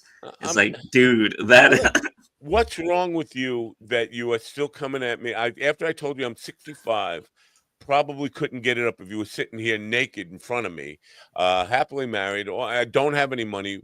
Why are you still coming at me? Matt, you checked all of her boxes, Matt. You checked all of her boxes. There's two things. She could be very thirsty, or there is a subgenre of women, young women like that like very older dudes. There is a lady on Instagram and everywhere else. That's her kink. She'll do like gangbang with guys that are like 50s and 60s. Yeah. All right. But there's hope for you, Matt. There's hope for you. How do you know? You invited to the open mic you did run? I want to be left alone. I don't want to. I don't want to be. I don't want to have to explain that. You know what? Don't waste your time on me. Well, you know what? I think that you should film a video with that one lady, and she'd be rubbing your head, and you'd be like, "I don't want this. I don't want this. I don't want it. Stop trying to make me happy." Yeah. So, Eric, in your thing on Podmatch, I see a lot of stuff about mindfulness, spirituality, and meditation and things like that. Do you think that? Do you think everybody has the capacity for even caring about spirituality? Because I don't. I think there's a segment of the population that is big time into that. But I think, like, a lot of people just reject that completely. Do you think that's a key component in relationships at this point? I think everybody has a capacity for everything, but yeah, no, I mean, like, I find it to be a helpful thing. I think if you're matching with someone on a spiritual level, that's a great way to do things. And obviously, if someone's not into it and someone's into it, that can be a big deal breaker. But yeah, no, it's just been a helpful thing for me, and I like to talk about it just because it helped me. Hopefully, it helps someone else. Because yesterday or a couple of days ago, I posted a thing about because it was a trap for some Christian nationalists. I said, "Do you love Jesus? And if so, what do you love about him? Don't be shy." And I got this guy who I know has been calling himself a Christian forever, but he said, "No, sorry, I don't worship Baal." And I was like, "What the hell does that have to do with this?" I didn't ask about worship. I asked if you love Jesus and what do you love about him. And then he came back with some. Who do you think runs the religion of Thorazines? And what the fuck are you talking about, man? I'm not talking about religion. But so defining spirituality, I think a lot of people do in religious terms. How would you define the spirituality? No, I don't think it has a definition. I would say it's just a pursuit of self-knowledge or knowing yourself. And I think a lot of religions have been co-opted, and I don't think they're like, if Jesus were a real person, I think he was real. He's probably a good dude. I mean, he's probably high vibe. I don't think his teachings from I'm sure how many iterations, whatever you think of Christianity, but how many iterations of the Bible have gone through. Are we sure we're learning what he was actually teaching? But yeah. So, but being a guy who uses AI, do you think that AI could understand what human need to think that there's something bigger and better out there, or whatever, however you would define spirituality? Does AI can AI even grasp what that's all about? Yeah, it's been getting pretty good actually. So something I did recently was I just uploaded a bunch of Asian text into an AI, and so I'm like, okay, what's one word to describe all this? And it used the word as oneness, which I'm like, oh, I agree. So the thing about AI is it's good at analyzing stuff, but it just doesn't have emotion. It picked up the pattern of oneness throughout all those texts, but I'm not sure if it knew what it meant. But who knows? Once it gets better and better and learns more and more. Well, AI probably was trying to being binary, saying oneness and zeroness. We're going with oneness. We don't, because those are the two options. If it was zeroness, I wouldn't see any of this. So it has to be oneness. That's a little binary joke there. That was fun. That was actually really fun. Thank you. Yeah, he's fired on cylinders. Yeah. No, and also another problem with AI too is AI. Most people don't realize AI is kind of a reflection of themselves. For example, we're talking about dating. So I know friends who use ChatGPT to take a photo of a screenshot from a girl, put it into ChatGPT. What does this mean? What should I say? So in that situation, AI is giving you an answer, but it's who's it basing the answer on? It's basing the answer on you. So for example, he's like, why did this person say, oh, she definitely wants attention? I'm like, Brian, you fucking idiot. It's answering it because it knows you would want attention. So AI could have just been spitting out the answer based on what I wanted to hear too. So you never know. You're talking about AI and putting a picture in GPT.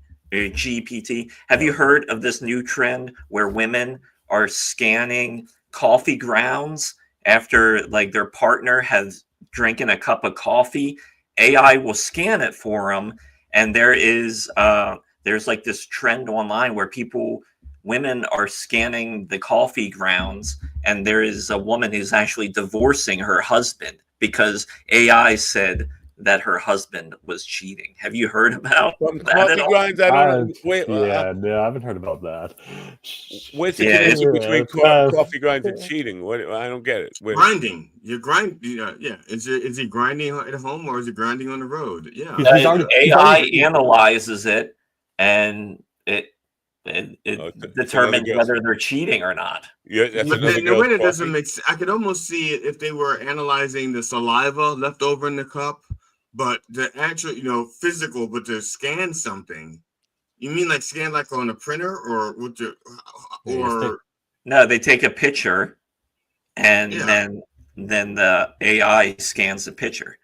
That's even less accurate than a palm reader. So here is the story. It's fucking ad. So I would say a Greek couple thought it would be fun to use Chat GPT as a fortune teller and have it read coffee grounds in their cups. Chat GPT claimed the husband was cheating with someone whose name starts with E. The wife is now filing for divorce over the AI tassography response. Wow. It sounds to me like the AI wanted to just get with her and just lied about That's her. I was thinking somebody who wanted to be with the wife hacked into her computer and stopped her from actually asking ChatGPT. No, She's look asking it up. the neighbor. I would guess if I were a betting man, I would say that the husband probably did actually cheat on the wife, but the AI didn't pick it up from the common ground. So she's asking that. She's asking that because she's thinking that he's already cheating on her, and if she's already been thinking about that for a while, she's probably been talking to that. It's like, how can I tell my husband's cheating on me? How can I do this? And putting a photo with her husband and like some person with a name E. I think she's probably created that mirror reality. This is a rising trend. You can find plenty of videos. That's interesting. I'm bizarre. Well, the curiosity then would be the track record. How many people who put it who get the scan is that if it's 100%, then it's like exactly what Eric is saying. It's like, yeah, well, if you didn't think it, you wouldn't have put it in there. So well, here I'm going to give you $1 billion idea for AI. You create an AI app where you can scan a man's underwear, so that way you can see after a long day where you need to change your diet. Like, yeah, you need to stop eating so much fries. Yeah, let's Chipotle my guy. Wouldn't work on me. Yeah.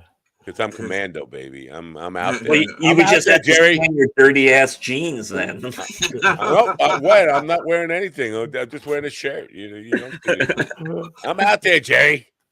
I have pants on right now, but a good number of podcasts I have been pantsless. Yeah. You're gonna have to scan the chair, I guess. Yeah. Whatever.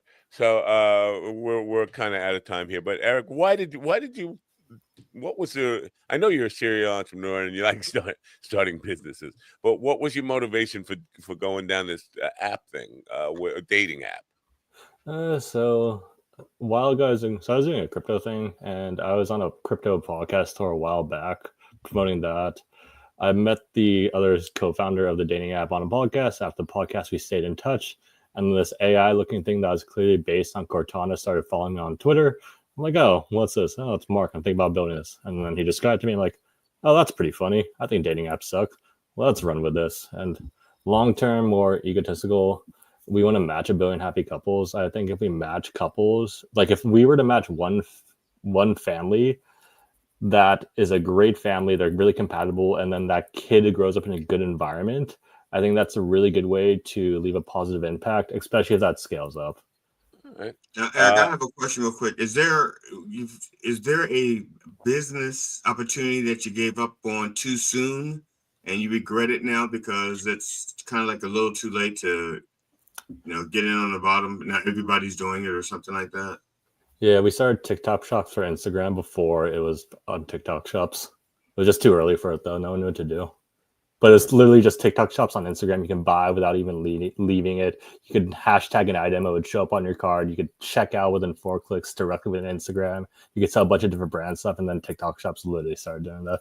So we kept, but the thing is, like, I don't regret doing it because we learned a lot and I wouldn't have had these companies if we did it. But if we kept at that one, TikTok would have definitely just purchased it or something like that. If we had like any sort of traction, any sort of momentum, that would have been worth a lot of money. But whatever, life is life. I won't be on this podcast if I were doing that. I wouldn't have gotten to meet you, lovely people. I don't know lovely people. And I thought I needed sleep. I'm just being nice. I know. Oh, thank God. I thought it was something wrong with judgment.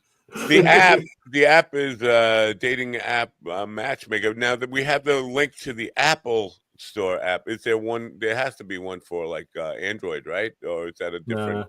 Not yet. We're still building that out because we're a small team. Like, thing with startups, there's very limited resources, so you have to be intentional where they use it. And most of our users are just simply on Apple, so we built that first. So if you're an Android user, you're shit out of luck. You got to go get rejected at the bar. You go hit on a. Well, this is an opportunity for you to design your own. Yeah. However you want to look at it, you can. It's like, oh, well, now I have to meet girls in person. Now I get to design my own. Now I get to stand behind a screen. Yeah. Fine. Oh, if you Google, get my app called Find Out If You're a Loser. That's why you can't get women. That's my app. Anyway, thanks for being here, man. I apologize for my wife fucked me up with sleep today, so I'm just out of it. So this would have been a better experience if I had at least 2 more minutes. And you're better off when Matt is too tired to be angry. You're much better off. This was enjoyable. I'm angry. You guys are chill. I'm angry. Anyway, thanks for being here, and I hope you've got some benefit out of this. Maybe more people will know about the app. So we certainly have lots of rejected losers in the audience who could probably help you use the app. I'd be interested in you coming back in a couple of months or so, letting us know the success rate you've had with your app. How long has it been out? Has the thing been out for? I mean, how long is? Waitlist has been out for like over a year. The app itself has been live for like around a month. So it's relatively new. And I'm super down to come back. Like our strategy is we're doing LA first just because that's where we're from. We're going to get some on user base, get some money, then scale it up. So hopefully I do come back. Hopefully we do actually have a success story I can talk about. That's kind of one. Want to know something I find amusing? We have had a couple of times, guy, Flat Earth Dave, deep in the rabbit hole, Dave, and he's a flat earther, but he's got an app that matches up. It's a dating app for people, for flat earthers. And he was demonstrating here, and he was using Google GPS to show the mapping of where these people, because he doesn't believe in space, right? But he believes in Google GPS for his app to geolocate these people who are flat earthers around the globe. Which is sorry to say, Dave. I hope it does well, but we could probably do that just at a much better level for any category of people. Yeah, he's doing very well. I mean, lots of people are buying this app, and he's grifting away on it. But I mean, we were going through it, and he had his phone out, and he was showing the Google Maps and Google Earth, and I was like, wait a minute. You just gave me an idea. I can go on different podcast verticals for different specific topics like anime, furries, whatever, and just start promoting the app as something to find compatibility. I'm going to get tons of users that way. So in that sense, that idea, I think. Obviously, I crushed on podcasts, so like that's helpful for me. So, thank you. Like, that's another version. That's another marketing tactic. There you go.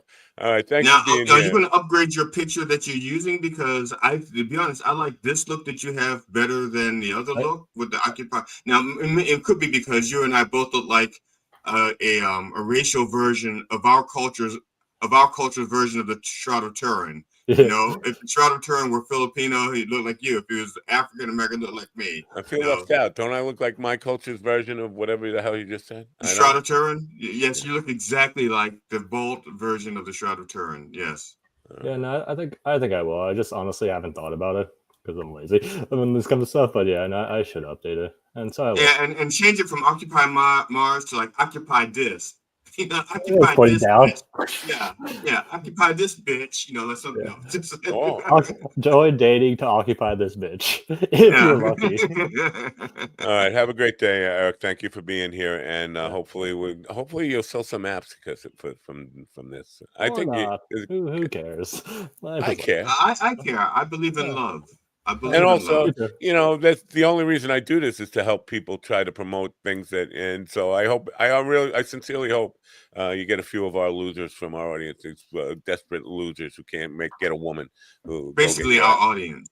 Yeah, 95% of our audience are losers. If there's anything I can do to help, hit me up. But if you wouldn't mind, just like dropping Ron and Darth Vader's like either Instagram or LinkedIn or something in the show or the pod match, I'd love to keep in contact. Sure.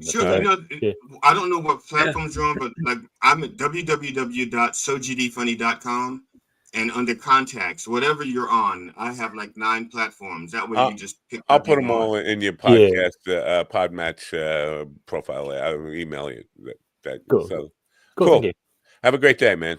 Later, guys. Bye. See ya. Oh, look at that! You went right back to the middle. I don't know. Apps for dating. I'm too old-fashioned for this stuff. You're also too married for this stuff. Yeah. You know, at my age, if you were single, you might feel differently about it.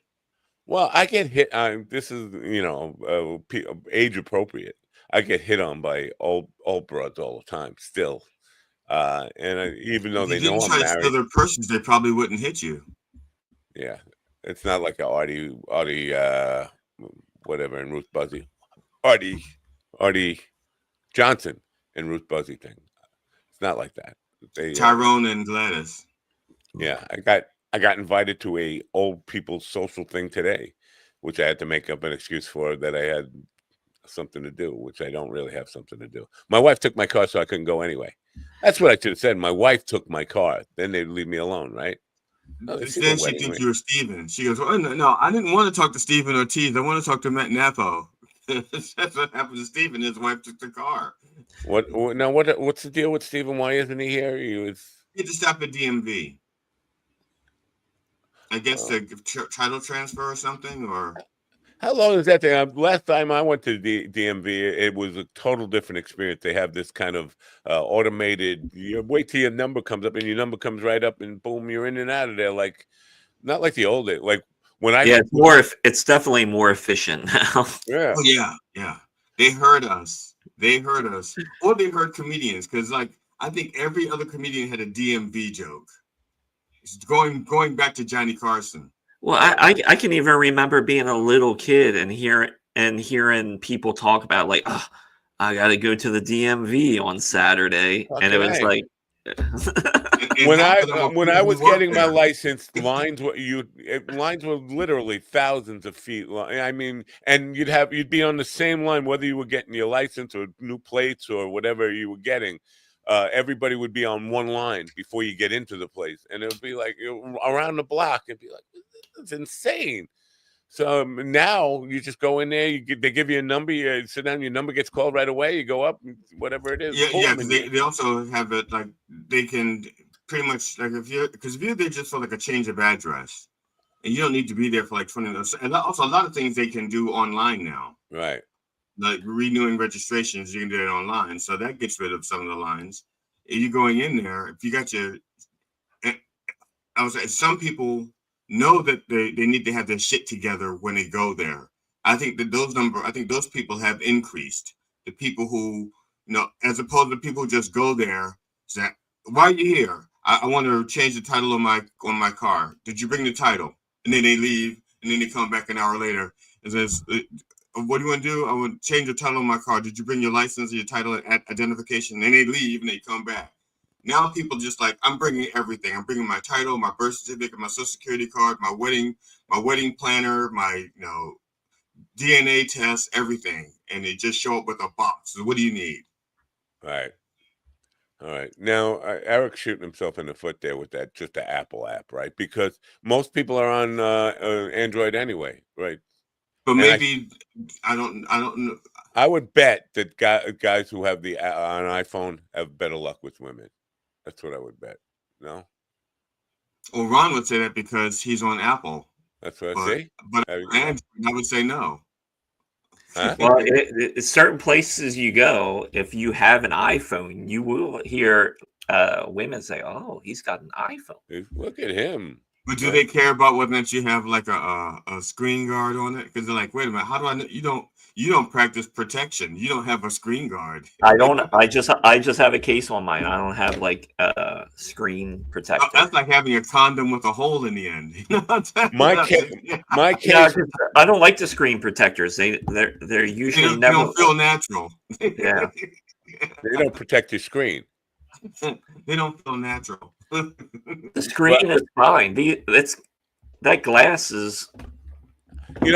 My case broke a couple of weeks ago, and I've been very careful with the phone. And then yesterday, I dropped it on a pavement on the parking lot that's full with rocks, and I was like, fuck, I know it's going to be broken. I picked it up, and it was fine. Like, maybe I never needed that fucking dopey case. Well, I don't know if it's psychological or not, but I used to have the glass protector, the screen protectors on my phone, because at my job, I used to be around a lot of objects that would hit me in the legs because I did a lot of working with forklifts and picking up a lot of cartons and being around conveyor belts. And I was constantly hitting my phone and cracking the protective screen. As a matter of fact, I had like I still have like 5 protective screens. After I left the job, I didn't need the protective screens anymore because I wasn't doing the same job. But now I'm wondering, was I less cavalier? Was I less careful because I knew I had the screen protector, and now I don't have a screen protector in my phone? I'm just more aware of my phone. I don't know if there's a psychological factor involved. It could be. I could definitely. It's like playing rugby without a helmet. So, people who play football wear a helmet. They think they're protected, and they have CTE at the end of their life. People who play rugby don't wear a helmet, so they're like, I'm not going there. How long did you play rugby? How long did you play rugby without a helmet for? I watched rugby without a helmet 3 times. I've never played rugby in my life, just to be clear. I don't even know how to play rugby. I was asked to play rugby. One of my neighbors played in the rugby league, and he knew that I used to play football. I played in a tackle league, and I just left the tackle league because I just got too old. It took me longer to recover from those games than it did to play a game. You know, I'd be interested to see you on a polo pony in the Hamptons this summer. Now, speaking, my testicles have dropped too far for that. Oh, that would hurt. I'd be like, ow, ow, ow, ow, ow, ow. That's interesting news. I'm glad we included that in this program. So yesterday at Puspatak, and the interesting interview there with Richie at TP. Now, by the way, how do you guys spell TP? Would you spell it TIPI? Okay, Matt. Think of the words Fiji, like the country, and also Tiki, like the torch. And I could see their logic. You would spell TP TIPI. It depends on I would spell it TEEPEE if it's the abode. That's what I was thinking. So I was at TP, which is spelled TIPI, Canna Cafe, interviewing Richie, and then in the middle of the interview, he just said, because I asked him if he was interested in paint parties, puff and paint, and then he said, "Oh, we're going to be doing comedy shows here." I said, "Comedy?" I said, "I do a comedy show in the morning, and I have comedians that would be interested in this." He said, "Oh yeah," and are you guys? Because I couldn't before I go blabbing this to every comedian out there and get me on. You just did, Matt. You just did. No, I didn't. As of right now, Doug Stanhope is going to take the gig that I was going to take. So you would actually drive to Puspatak. Now consider where you were at Gov's. It's another hour, at least an hour from there. Matt, I have a 20-hour traveling radius. So that I would drive. He's looking to do comedy. I should show you the layout of the place. It's a weird layout, but is it worse than performing between 2 pool tables and a dog kennel? You know, I mean, look, if you're a comedian, you've been doing this longer than 5 years. You've been at some pretty awkward setups. Am I right, Ron, or am I right? Yeah. There's a small comedy club in Austin called Sharks Comedy Club, and it's in the basement of this bar. And unfortunately, where the stage is, there is like a fucking pole right in the middle of the stage, like in front of it. So you gotta, it's big such pole, not just a stripper pole, a big column type of thing. Yeah, probably at least 2 foot wide by 2 foot. Beam. Yeah, because there's a place, the Green Frog, well, the original Green Frog in West Virginia. They had a pole that it was obviously it was designed for something else. It was really designed. Their stage was designed for something else, but it has like a wall and then a pole. So you have like this much. You have to like get up and you have like this much space to perform between. Even though the stage itself is like 20 by 12, visibility is like 4 foot, and then you got a pole with the duck. Well, when I would do my shows at Snitz, that was a weird layout because I would kind of set up in the middle of the room, but right in front of me was the bar, and the bar was a big wraparound U. Then everyone sat to the left or right. Then occasionally we would put tables around close to the stage, but that was a weird layout because the comedy moat between you and the audience was sometimes staggering. Oh, is that the one I was there with the Jewish guy from Florida headlining? Maybe, yeah. That was the one in Annville. Yeah, I'm going to find my own channel for it because I know I had something scheduled to go live on Weed World today. And believe it or not, there's I couldn't find it. I went to YouTube. I couldn't find your channel on Weed World. I tried to cross. I can't find it, which is really troubling. But turns out there's lots of Weed Worlds. Yes. Weed World, New York City. Weed World. Yeah. Oh, here you go. I tried to cross pollinate Weed World and Matt Napo, and I came up with like a puff and paint party thing, but not Weed World. Yeah.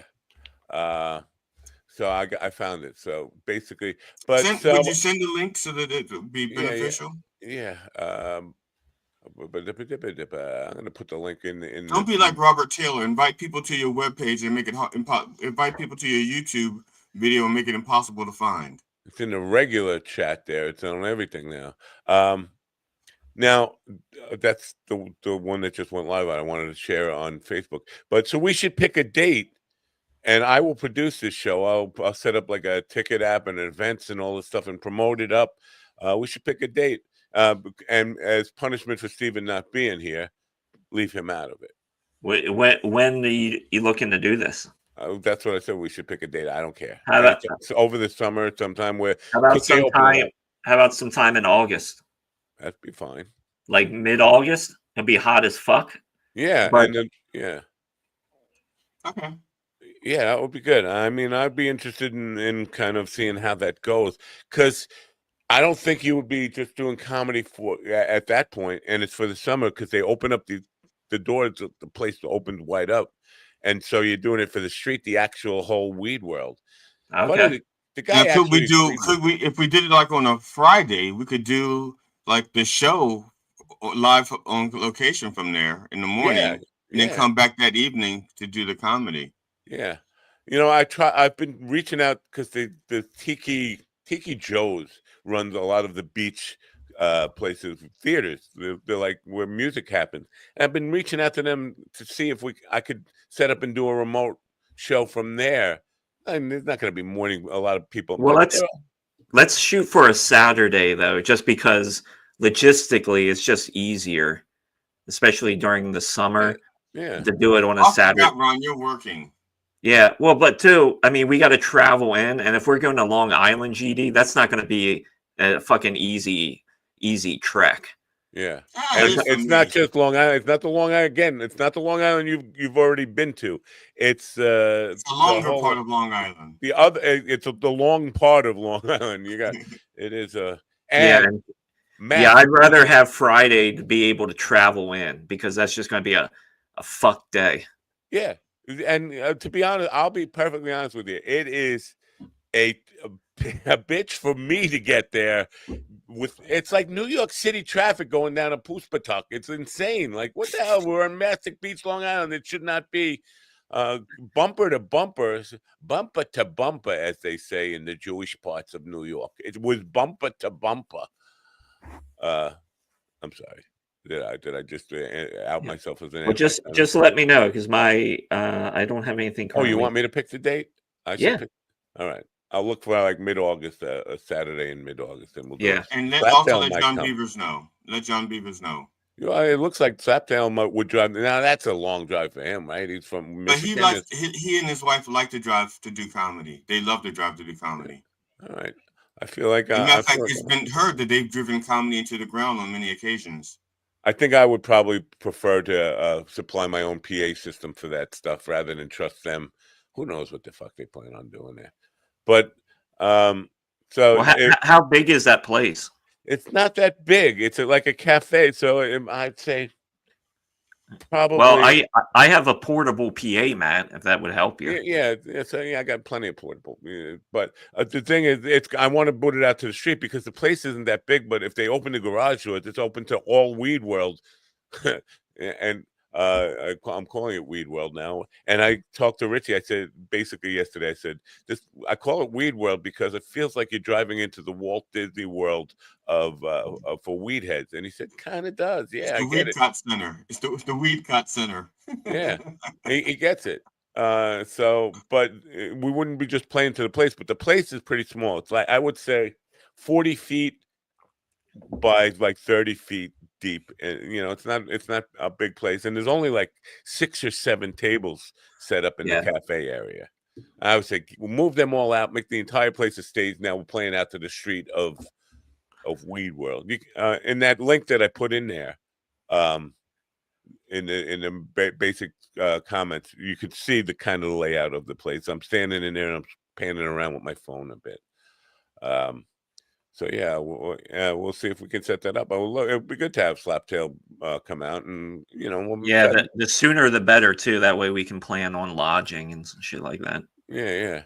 So, I'm kind of excited about the opportunity that presents itself there. And the Gulf thing, we'll get on that. The Hamptons thing. Now, the Hamptons is even further than Mastic Beach. But the opportunities to get in front of people who might make a difference. You're talking for the summertime, the Hamptons is filled with filmmakers and TV people and all these things. The Hollywood set comes out.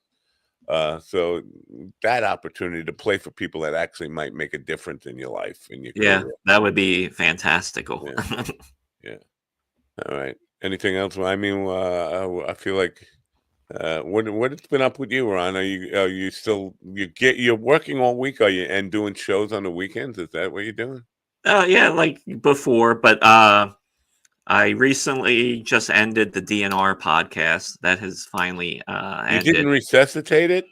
Nope, it is done. Wow. So I don't have that anymore, and my summer is pretty open. I have a few dates. Like I'm going to Michigan in July. In 2 weeks, I will be in Connecticut at the Comics Roadhouse. Sunday, June 8th, I'll be performing there.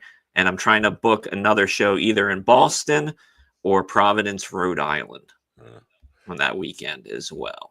I don't know if you caught this earlier in the week and probably didn't, but GD claims that you have been on him about this soda thing forever. Every time you see him, you bring up his soda thing. I didn't even know he had a soda thing. Talking about the soda stream. Huh? I was letting Ron know because Ron had that look on his face like soda thing. No, just the soda stream. So yeah, I didn't know anything about this. So he says you bring it up every time you're in his presence. I never heard you bring it up once. Oh yeah, Slaptail. I did get your message about the that on the 25th. Smoke Mike. Yeah. What is Smoke Mike? So I'll let you know. What is Smoke Mike? It's weird. Smoke Mike. It sounds like a guy blowing a guy named Mike. Smoke Mike. Well, yeah, so like I've just cleared out some things and like I've been meaning to do like the DNR, we had talked about ending that like last year sometime. Then my job got outsourced. I was like, well, I'm gonna do it for right now because I have time. So the biggest thing is that I had to clear out time in my schedule. So one less podcast to compete with. All right. That's good. Clear them all out. Get rid of this GD so funny thing that's been going around because that's been. Yeah, I'm considering. Ron, if you still want to, we can do this. Even though you're not my friend on the show anymore because you don't like me, you just quit the show. I still want you on Done Way Past Funny. Even though you were the first comedian I asked to do that show, and you went, I don't know, I don't want to do it. Oh, it sounds like we're having a little lover's spat here. No, it's not lover's spat. I'm just letting I think when he asked me at the time, I was like, yeah, I just didn't want to do that yet. It's like, I didn't feel like I was ready for that. What is this internet thing you're talking about? Internet. What does that mean? Internet. I have a net. But this summer, I'm thinking about doing another podcast, but I'm going to use the summer to develop one. I got some ideas floating around, so I'm going to take my time and see if I can put something together. Our friend GD has something coming up with Alan Katz, the Crypt Keeper. Is it Alan Katz? Yeah, Alan. Yeah, Alan Katz. Crypt Keeper guy, but he's keeping his cards close to his chest, so we only because it's some of them keeping close to my chest. There's 3 reasons. The first reason is Alan Katz asked me to. Okay. Oh. The second reason is I believe I'm cursed. And every time I have something good come up in my life and I talk about it in public, it goes to shit in the handbasket right away. Like the universe says, nope, not for you. And the third reason is that I can't. Oh, the third reason is that I wanted to ask Matt a question. No, soup for you. No, Matt, what do you, because I've had a couple of opportunities that I could not take advantage of because I do not have an agent, and I'm in worthwhile opportunities that I would really like to pursue. When I do the plausible shows, what do you think of the idea of me saying if you're an agent or a booker and you want to check me out for free, I will let you see that for free. You won't have to pay to see it. No, it's a free ticket free pass for people if you're interested in seeing me, through the show. You think that'd be like, I mean, it doesn't cost me anything. No. You think it's like? I'm confused. Okay. But it's because I haven't slept. Okay, well, never mind. I didn't ask the question then. Yeah. I can ask Ron that question. Do I have to repeat it, Ron? You probably weren't listening anyway. Make it simple. Like, what do you want to do? I'm considering if because I'm looking for an agent. If someone's an agent out there and they're listening now, since I'm doing the virtual show on Plausible in July, I will give them free access to the show so they can check me out to see if it's worth their time. They get to see the product. Yeah, you want to know? I have footage out there, but all my footage out there is old because I've already done it. Yeah. This is new stuff. Can I tell you my thoughts on that? Honestly, well, I asked you your thoughts. That's why. I asked you for your opinion, so don't give it to me. All right, fine. Well, I'm not giving you my opinion. I'm giving you my thoughts. Okay, I asked you for your thoughts, so don't give it to me. Right. Any agent that I know of, they'll be like, "Fuck, I'm not watching. No. Send me a one sheet that fucking blows me away." They want a one sheet that blows them away. They ain't fucking watching your special. They ain't doing, and they just ain't. That's time on their schedule. Now here's my theory behind that, Matt. Any agent that I would reach out to would be an agent that I would know of, right? Right. If there's someone I do not know, I can't reach out to them. So if I just blanketly say, you absolutely can. There is directories of agents and how to contact them and basically what they're looking for, and almost every single one of them. They want a one sheet EPK and I will send you at least 2 or 3 sometime over this weekend that would definitely look at a one sheet if you have a one sheet. They're not gonna I have a one sheet. Yeah. They definitely want that, and then they really want business websites, but that's the same as an EPK or a one sheet. But that's what they ask for more than anything. Like, let me tell them, not your fan site. I want to see the business site. I was like, and there's a difference on how that. Yeah, I know the difference. My website is set up like a fan site, and I'm working on it right now as we speak, with the help of another individual to make. Because I have gdfenderson.com. I already own that. And right now, it just points to showgdfunny.com. So I'll be 99% of people in entertainment approach their website that way, like it's a fan site. Yeah. Right. So I'll be able to have both. I'll be able to have a business and a fan, and they'll be able to point to each other if they need to. Yeah. But yeah, once I get some sleep, if I get some sleep, I will. There are a couple of people in Orlando-based agents that I know that I asked about comedians, and they said, "Yeah, we have comedians on our roster. We don't actively look for them, and we ask for them. We wait for them to solicit us." But I know they are doing a killer for the tribute bands I know that they work with, because that's how I got in touch with them. They are doing. I mean, they're booking tribute acts. That's big. That is big money though, because there's a good tribute band will draw people. $70,000 for a band a local tribute band from here to go to Florida to play like 3 nights. And like, what? Are you kidding me? Like I'm sure you've heard of the Back in Black band, haven't you? Yeah. The AC. Yeah, they're making a killing.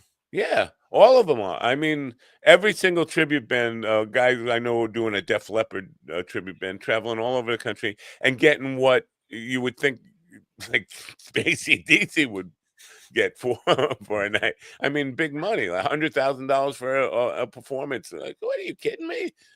So I put together. I was, in fact, I'm in the process of putting together a Coffee with the Dog tribute band. But I'm having trouble. I got a guy that looks just like Ron. I got this guy named Dave Attell. You may have heard of him. And I got this guy that looks like you. You probably heard of him, Monopoly guy. But I can't find a pervert in a wheelchair to play Steven. All the wheelchair guys are like, no, I don't touch kids. And I'm like, if you want to learn how to play bass like Steven plays bass, you go to minddogtv.com/guitar, because he plays it like a guitar. It's really hard to find a kitty enthusiast in a wheelchair. Yeah. But yeah, no, but again, they really want to be. They don't want to spend a lot of time. Time is money, and they don't want to spend a lot of time learning about somebody. They want short, concise. Why should I hire you? And that's why I was on that fucking thing about the bios with all these fucking comedians who send bios that no agent or booker is really going to read. It's like, I don't care where you were born. I don't care about your family. I don't care that you're a wrestling fan or a football fan. I want to get what are you doing in rooms that are going to bring people to my room and make them want to come see you? That's what I want to know. So, I'm sorry, I'm all grumpy. I need sleep. You don't have to apologize for being yourself, man. I'm sleepy though. Yeah. You just that just means you don't have the wherewithal to call people a skank whore, call their mother skank whores. You know? No, I do. I did before we came on the show this morning. I called Robert F. Kennedy Jr. a skank whore, as a matter of fact. Yeah, but you didn't put in the extra effort to call his mother one. It takes extra effort. I can tell you're tired. I was remiss. Well, I like what was her name? Ethel? Is that her name? Ethel Kennedy? No, I think Ethel is the grandmother. Look at this. That woman, the mother of the groupie, sending me more nude pics. So I'm wondering if you remember any of these pics. Maybe the first one. I ain't clicking that link.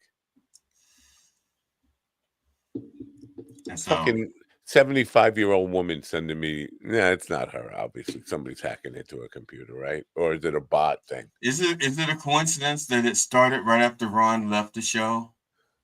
It could be a coincidence, or it could be right. I don't think so. I think Ron has been sending you titty pics anonymously through that woman's account. But how would he know get this woman's information in the first place?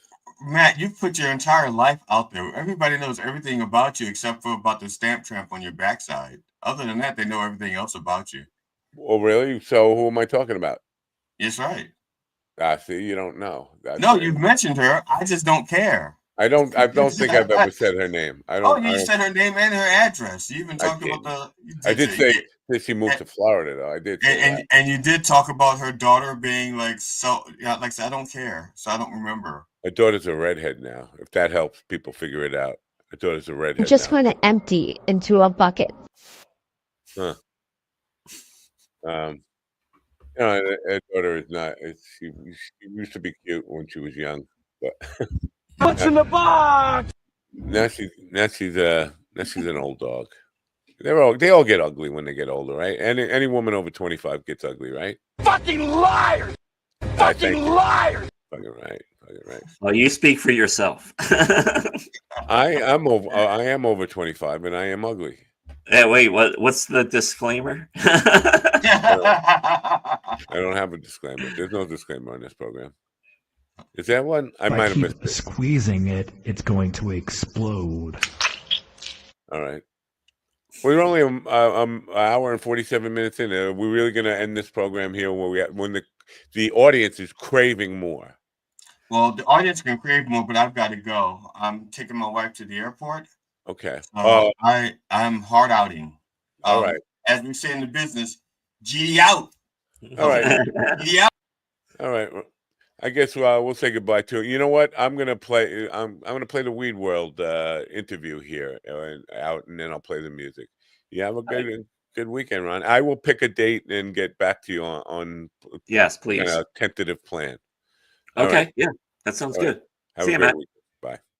All right, I'm looking for the Weed World. I have it queued up here in YouTube. I'm gonna share it with you, and this is a 7-minute clip, and then when this is done, we'll say goodbye. Goodbye. Where is it here? Oh, I got the wrong end of the beer. Yeah. Are we still seeing this? Yes. Wait, no, I want it from the start. Welcome to a world where the time is always 420. If you're looking for buzz or maybe just a taste. Come on, boys and girls, where the good times are aplenty. What is, what was, you're in the right place. It's we world. Yeah, baby, we world. That's what I'm talking about. We world. Walking on, yeah.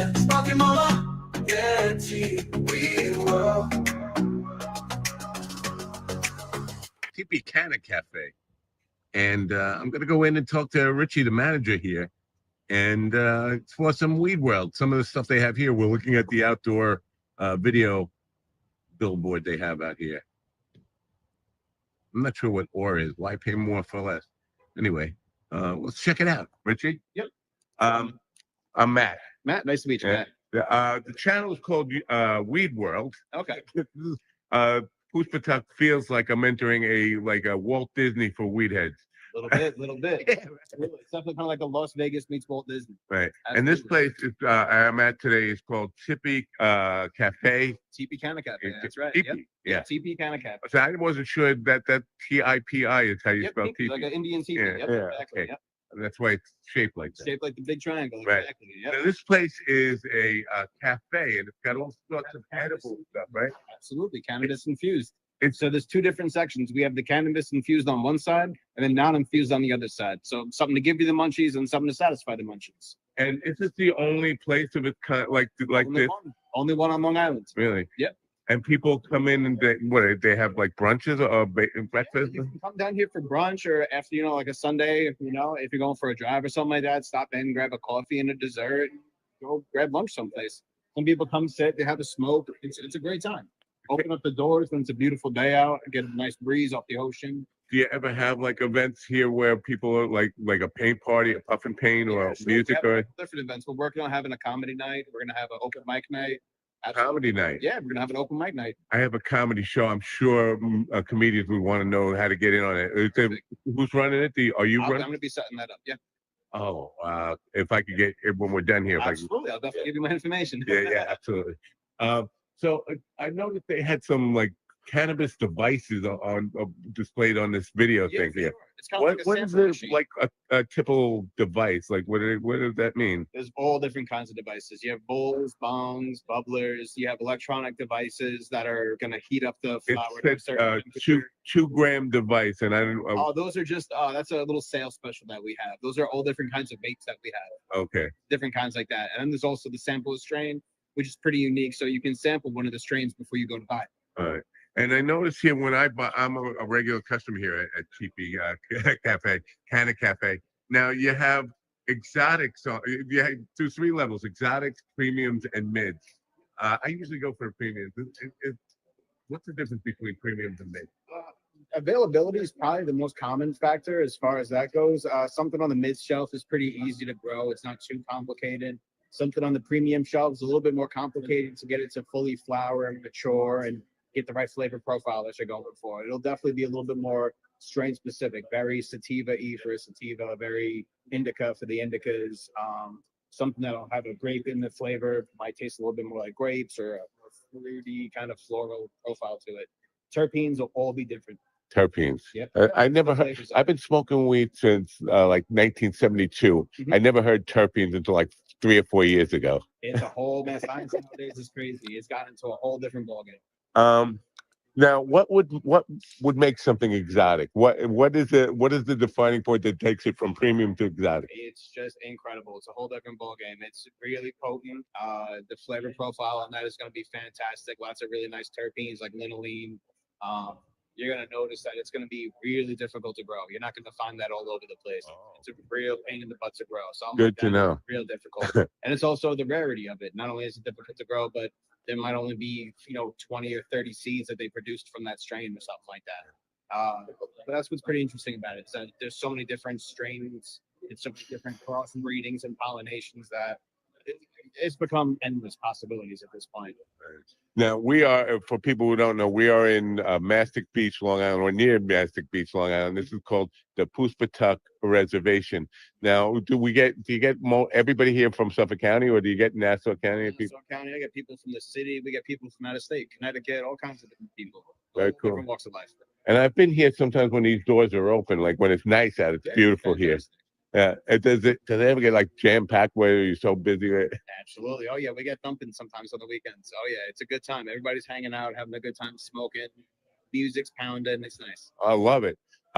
Last question. You ever get like guys in suits and they're like people who come in here and you'd think, well, I can't believe that dude's a weed smoker. Doctors, lawyers, judges, all different kinds of people. I mean, everybody from garbage men to the people that run the garbage company. It's walks of life smoke. That's for sure. That's the one thing I learned working in this business. It's that everybody, grandma, grandpa smoke. It's cool. It's cool to see that. It's very cool. Like my 15-year-old self, if I would go back in time and tell him this would be a thing, it would like laugh. None of us would believe it. None of us would believe it. That's for sure. Well, thank you for your time, Richard, man. I appreciate it. Welcome to a world where the time is always 420. It's we world. Yeah, baby, we world.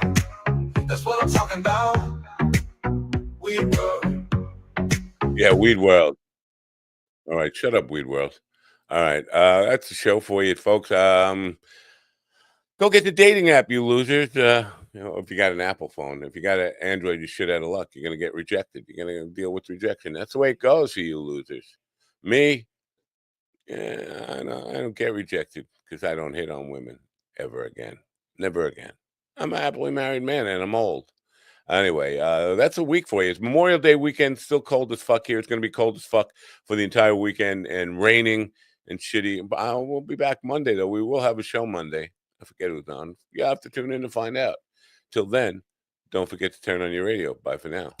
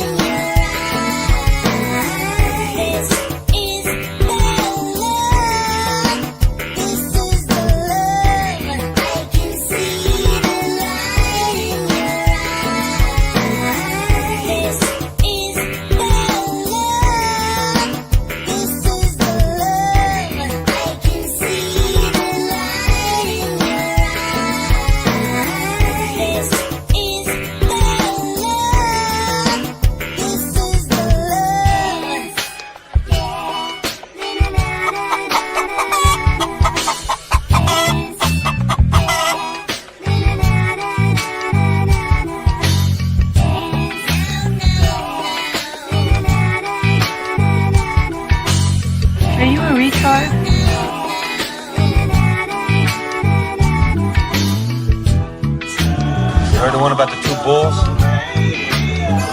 Not yet.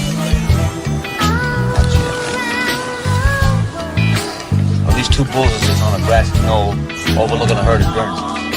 The baby bull says, "Hey, Pop, let's run down up one of those cows." The Papa bull says, "No, son. Let's walk them. Fuck them all."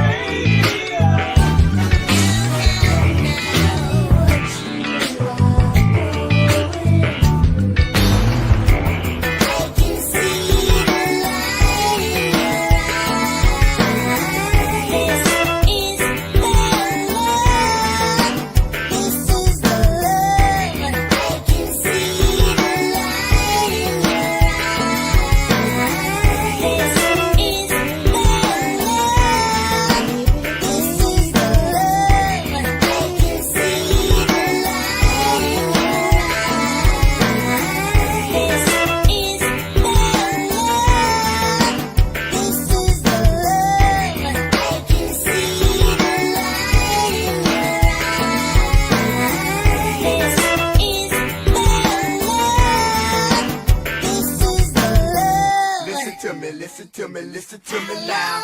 Listen to me, listen to me, listen to me now. Listen to me, listen to me, listen to me.